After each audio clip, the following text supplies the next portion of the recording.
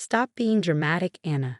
Marcus is just trying to discipline you. My mother's words echoed in my ears as I lay on the cold hospital bed, waiting for the X-ray technician. The searing pain in my leg competed with the throbbing in my chest, where Marcus had shoved me against the stair railing just hours earlier. My name is Anna Mitchell, and at 17, I become an expert at making excuses for my injuries. The bruises were from soccer practice. The sprained wrist? I fell off my bike.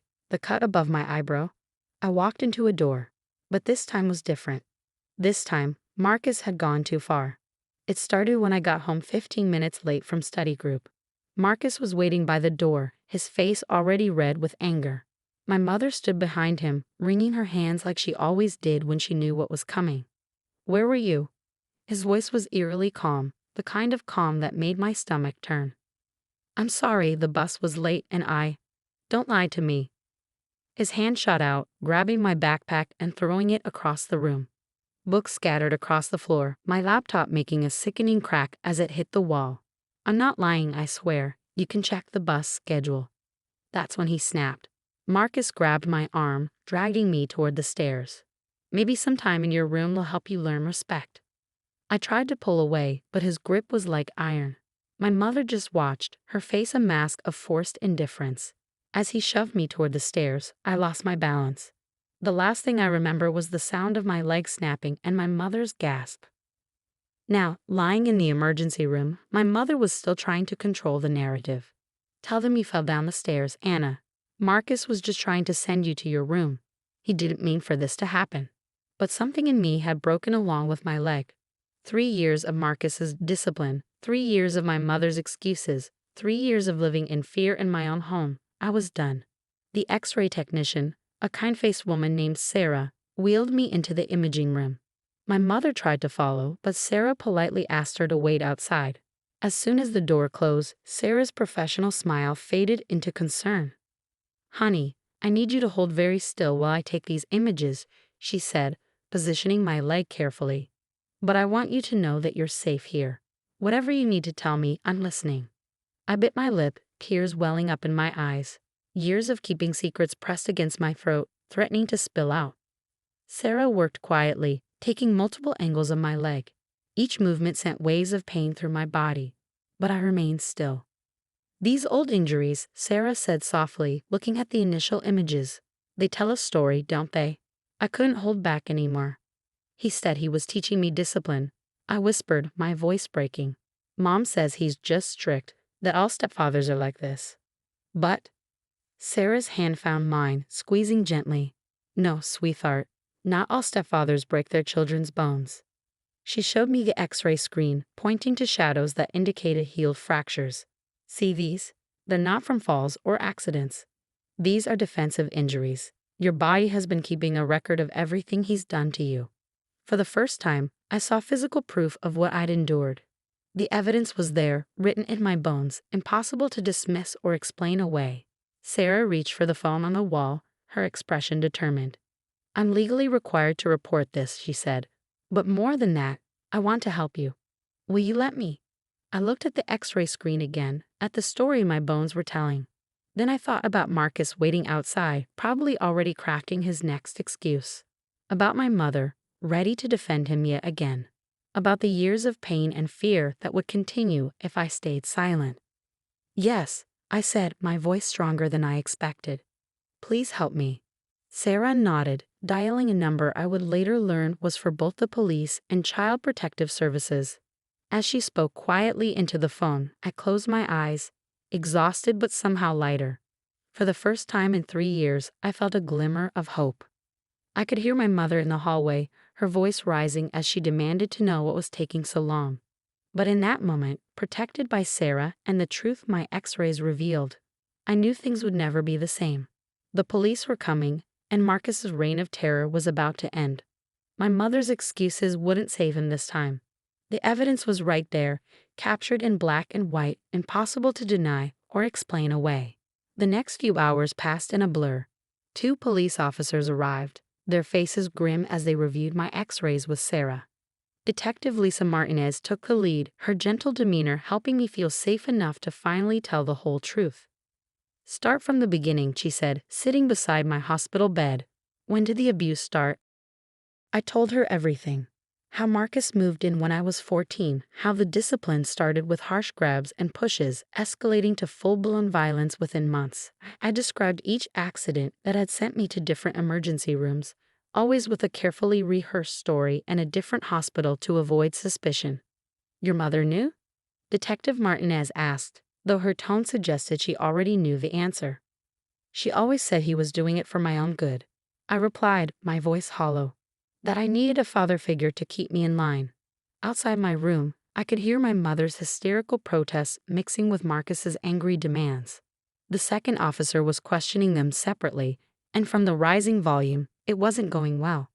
Sarah, the X-ray tech, had stayed with me through everything. She brought me water, adjusted my pillows, and most importantly, kept my mother and Marcus away. The police need to finish their investigation, she'd tell them firmly whenever they tried to enter. Dr. Thompson, the orthopedic surgeon, came in to discuss my leg. The break is clean, he explained, pointing to the X-ray. But what concerns me more are these older injuries. We found evidence of at least 7 previously healed fractures. Detective Martinez documented everything, taking photos of my current injuries and making detailed notes about the past incidents. She pulled out her phone, showing me pictures of a facility I'd never seen before. This is Haven House, she explained. It's a secure youth shelter where you'll be staying once you're released. Your mother and stepfather won't be able to reach you there. The thought of not going home both terrified and relieved me. What about school? I asked, trying to focus on practical matters to keep from breaking down. They have a private tutoring program, she assured me. You won't fall behind. Suddenly, a commotion erupted in the hallway. You can't do this, Marcus's voice boomed. She's my stepdaughter. I have rights. Sir, please lower your voice, a male officer warned. This is a hospital. This is ridiculous, my mother joined in. We're her parents. You can't just take her. Sarah stepped outside briefly, then returned with a tight smile. They're being escorted out, she said. Security will make sure they don't come back. Detective Martinez squeezed my hand. You're incredibly brave, Anna. I know this isn't easy, but you're doing the right thing. A social worker named Ms. Chen arrived shortly after, carrying a folder thick with documents. We'll be filing for an emergency protection order, she explained. Neither your mother nor Marcus will be legally allowed to contact you. As she spoke, I could hear Marcus being led away in handcuffs, his threats echoing down the hallway. My mother's sobs followed, but for the first time, they didn't weaken my resolve. The X-rays had shown everyone what I'd known all along. This wasn't discipline. It was abuse. What happens next? I asked, looking between Detective Martinez and Ms. Chen. First, we get your leg properly set, Ms. Chen said. Then, once you're stable, we'll move you to Haven House. You'll have your own room, counseling services, and round-the-clock support staff. And Marcus? I couldn't help but ask. He's being charged with child abuse, assault, and battery, Detective Martinez answered. With the X-ray evidence and your statement, he's facing significant prison time. And my mom? The detective's face softened. She's being charged with child endangerment and failure to protect. She'll have to answer for her role in this too. I nodded, emotions churning inside me. Part of me still loved my mother, still wished she had chosen to protect me instead of Marcus. But the bigger part knew this was necessary. Both of them needed to face consequences for what they'd done. Sarah, who had become my unexpected guardian angel through all of this, finally had to leave for her next shift. You're going to be okay, she whispered, hugging me carefully. Sometimes the bravest thing we can do is tell the truth. As the day turned to evening, I lay in my hospital bed, my leg now properly set in a cast. The pain medication made everything feel slightly surreal, but for the first time in years, I felt safe. The constant fear that had been my companion for so long was finally beginning to fade. Detective Martinez had left her card on my bedside table, along with a promise to check on me regularly. Ms. Chen was arranging my transfer to Haven House, and Dr. Thompson had assured me I would make a full recovery. The truth that had been hidden in my bones was finally out, and there was no going back. As I drifted off to sleep, I realized that my broken leg had actually set me free. 6 months passed like a whirlwind. My leg healed stronger than before, much like my spirit. Haven House became more than just a shelter. It became my first taste of real safety.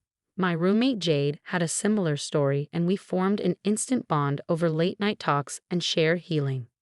The trial date was approaching, and while my anxiety spiked every time I thought about facing Marcus and my mother in court, my support system remained unshakable. Detective Martinez visited regularly, updating me on the case and sometimes just bringing me my favorite coffee. Sarah, the X-ray tech who changed my life, still checked in through Ms. Chen, sending care packages and encouraging notes. "You're a star student," my tutor at Haven House often said. Without the constant stress of walking on eggshells at home, my grades had improved dramatically.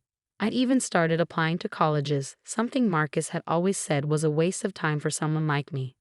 The day of the trial arrived with a crisp autumn chill. I wore a blue blazer borrowed from Haven House's clothing program, my hands steady as I walked into the courthouse with Ms. Chen by my side. Detective Martinez met us at the entrance, her presence reassuring. "Remember," she said, "just tell the truth. Your x-rays already tell the story, you're just giving it a voice." The courtroom felt smaller than I'd imagined.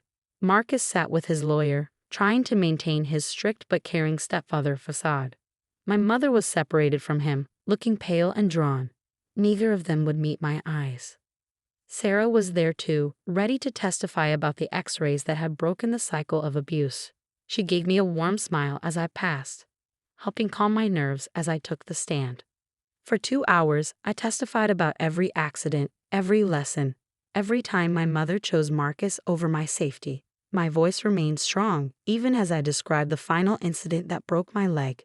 The prosecutor displayed my x-rays on a large screen, each healed fracture a testament to what I'd endured. "And what did your mother say when you told her about the abuse?" the prosecutor asked. "She said Marcus was just being strict," I replied, my voice clear. "That I needed discipline, and I should be grateful he cared enough to correct my behavior." Marcus's lawyer tried to paint him as a concerned stepfather dealing with a rebellious teenager, but the medical evidence was irrefutable. Dr. Thompson's testimony about the pattern of injuries left no room for doubt. When the verdict came, it felt like everyone in the courtroom held their breath. Marcus was found guilty on all counts, sentenced to 15 years in prison. My mother received 5 years for child endangerment with mandatory counseling. As they led Marcus away, he finally looked at me, his face contorted with rage. But this time, his anger couldn't touch me. I was no longer the frightened girl who believed she deserved his discipline. Outside the courthouse, surrounded by my support team, I finally let the tears fall, not from fear or pain, but from relief. Sarah hugged me tightly, whispering, "You did it, honey. You're free." Detective Martinez had a surprise for me. She'd been in contact with several organizations that supported abuse survivors, and they'd arranged a full scholarship for my college education. "Your future is yours now," she said, handing me the acceptance letter. Back at Haven House that evening, we had a small celebration. Jade had baked a cake, decorating it with the words "Victory" in wobbly blue frosting. Ms. Chen presented me with a journal, its cover embossed with a phoenix. "For your new beginning," she said. "Sometimes the strongest people come from the hardest battles." As I packed for college a few months later, I found the x-rays Sarah had given me copies of. Looking at them now, I saw more than just evidence of abuse. I saw the moment everything changed, the day someone finally saw the truth and stood up for me. I'm now studying to become a radiologic technologist. Sometimes people ask why I chose this field, and I tell them about Sarah, about how one person's willingness to look deeper and speak up can save a life. I want to be that person for someone else. My leg healed with barely a scar, but I keep those x-rays as a reminder, not of the pain I endured, but of the strength I found. They remind me that the truth, like broken bones, can hurt as it heals, but it makes us stronger in the end. Last week, I received a letter from my mother in prison. She's finally attending therapy, finally acknowledging her role in what happened. I'm not ready to forgive her yet, but for the first time, I'm focusing on my own healing rather than managing everyone else's feelings. As I walk across campus to my classes, my steps are steady and sure. The scared girl who once thought she deserved abuse has been replaced by a young woman who knows her worth. My bones tell a story now, not of breaking, but of healing, of triumph, and of the strength that comes from finally speaking the truth.